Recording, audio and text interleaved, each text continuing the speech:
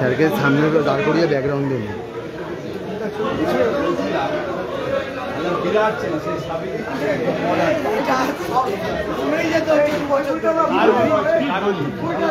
সবাই চাইছে দাদা তাই করতে হবে। এখন সবাই এই যে যুগের সাথে সাথে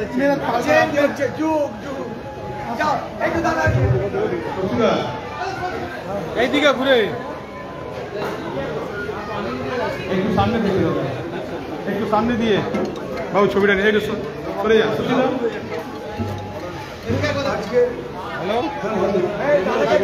হ্যালো এদিকে চলে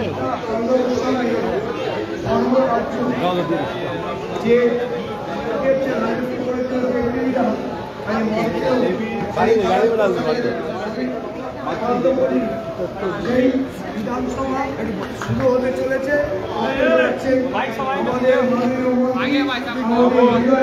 মানিক আরেকটা আছে, মানিক আরেকটা আছে। ওইদিকে ওইদিকে ওইদিকে বিধানসভায় আসুন। বিধানসভায়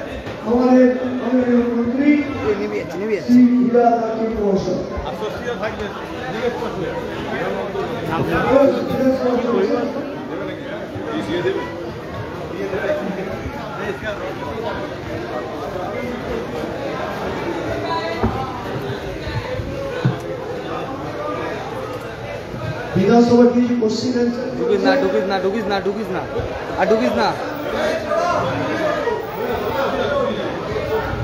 এই বিধানসভায় শক্তিদা বসবে দাদার পাশে এবং দাদা একটাই কোশ্চেন করবে, আড়াই থেকে বেশি কবে হবে?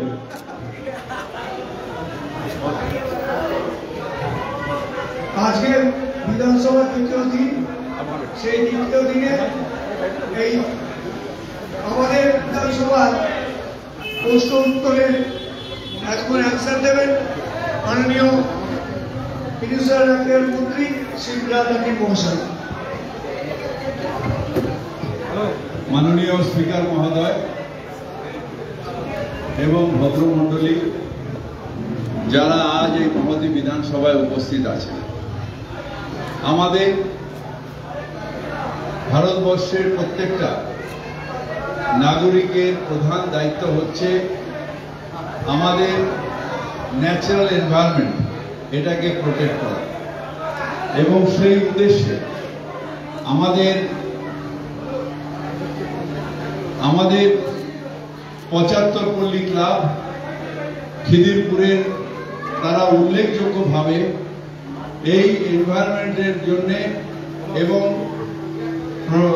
বন্যজীবী এরা যাতে ঠিক মতন সুস্থভাবে থাকতে পারে তার জন্য উদ্যোগ নিয়েছেন। এবং দুর্গাপূজার প্রাঙ্গণ এত সুন্দরভাবে সাজিয়েছেন মানুষের সচেতনতার জন্য, যে আমি এই বিধানসভা থেকে ৭৫ পল্লীর সমস্ত সদস্যকে ধন্যবাদ জানাই, কুর্নিশ জানাই। আমরা খিদিরপুরবাসী আরেকটা জায়গায় জেনে আমরা অগ্রসর, সেটা হচ্ছে নানা ভাষা, নানা মত, নানা পরিধান, বিবিধের মাঝে দেখো মিলন ও মিলন। তাই খিদিরপুর হচ্ছে সব জায়গার মিলন তীর্থ, যেটা আগে নাম ছিল কবি তীর্থ, শুধু কবিদের তীর্থ নয়, সব ভাষা, সব জাতি, সব ধর্মের মানুষের একটা তীর্থস্থান হচ্ছে আমাদের এই খিদিরপুর। আর সেই কাজটাই 75 পল্লী তুলে ধরেছেন। একটা ট্র্যাডিশনাল, এতদিন সাবেকি পূজা ওনারা করতেন অধ্যক্ষ মহোদয়, এখন ওরা আস্তে আস্তে মডার্ন আর্টের দিকে চলে গেছে।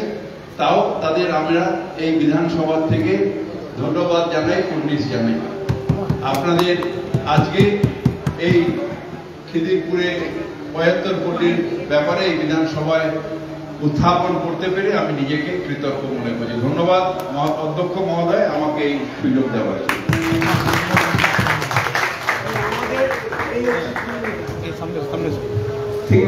সামনে চলে এসে